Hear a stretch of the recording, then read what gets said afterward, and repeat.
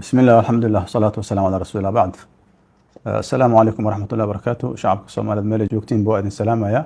Waxaan rabaa inaan idin la wadaago dhacdooyin laba shalay ay dhacday, labana ay kasii horeysay. Hor istaagii lagu sameeyay 5 xisbi oo ku shiraysa magaalada Muqdisho oo ujeedadooduna ay ahayd inay ka tashadaan sidii u midoobi lahaayeen.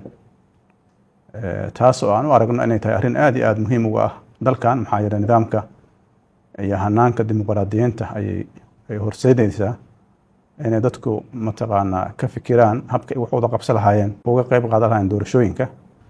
Marka nasiib darro waxa ah in ayagoo mas'uuliyiintaas u fadhiyaan oo tashanayaan in ciidamada amnigu xoog ay ugu galaan oo shirkoodii halkaasi mataqaanaa fool xun u joojiyaan.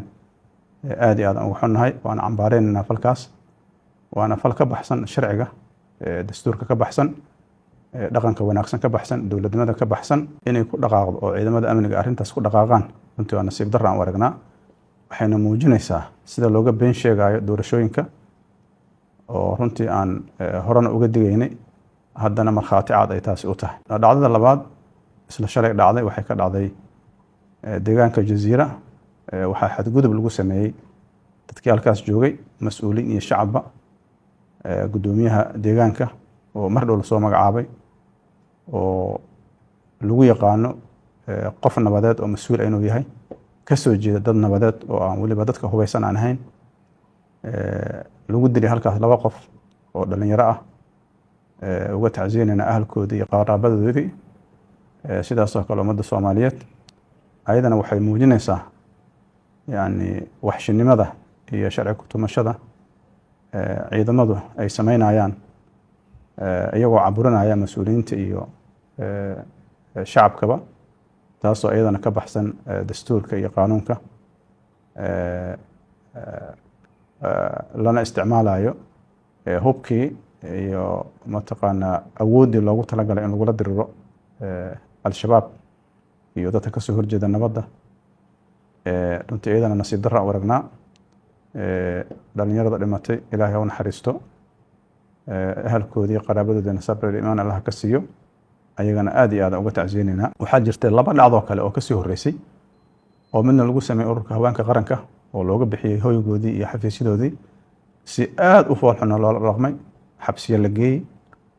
runtii lagu sameeyay wax aad iyo aad uga baxsan dhaqanka wanaagsan iyo dowladnimada.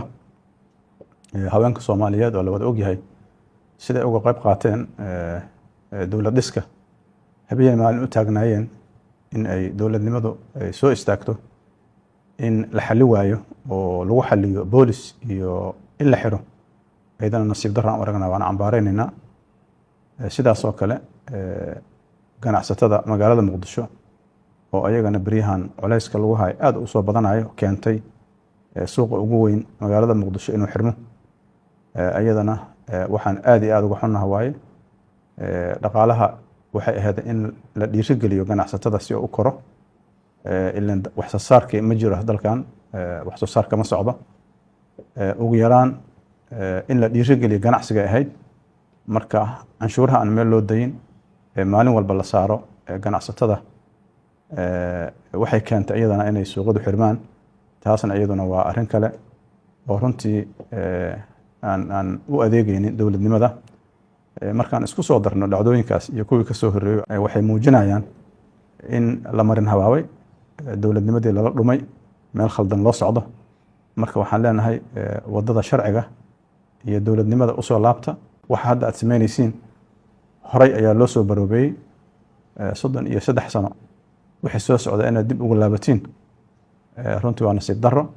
marka waxaan leenahay ummadda Soomaaliyeed sharafkeeda iyo karaamadeeda in lagu tuntaa ayadoo la adeegsanayo magaca dowladnimada. runtii waa nasiib darro. dalkan dhibaatooyin fara badan ka jira, ha noqdaan dhinaca amniga oo aan wada ognahay, ha noqdaan dhinaca dhaqaalaha. yani dad badan oo dan yara maanta ma haystaan, noloshoodii ma haystaan. marka maalinta ka dambeysa in la sameeyo waxyaabo runtii sii dhibaateynaya shacabka Soomaaliyeed, gaar ahaan dadka masaakiinta ah, nasiib darro aan u aragnaa. marka waxaan leenahay u soo laabta caqliga wanaagsan iyo dowladnimada, sharciga in la ilaaliyo, oo dastuurka la ilaaliyo dowladda u ahaa karahe laguma ahaa karo qorayaan sitaa ciidan gaar ahaan samaystay anaa waxaan doono samaynaye dowladnimo kuma ammaanayso aad iyo aad u mahadsantihiin. Assalaamu calaykum waraxmatullahi wabarakaatu.